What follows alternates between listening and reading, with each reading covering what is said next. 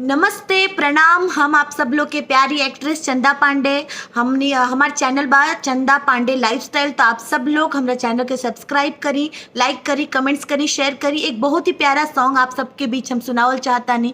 अच्छा लागल तो आप सब लोग प्लीज़ हमरा के ढेर सारा सपोर्ट करी। सुनी जा। खींच के खंजर सीना में मरला सहू अपना माई के, काढ़ करे जा लेके चलल ना आइल दर्द कसाई के। ठोकर से जब गिरल करे जा कहलस ममता जागल, ए बचवा कहीं पैर में तहरा चोट त नाही लागल।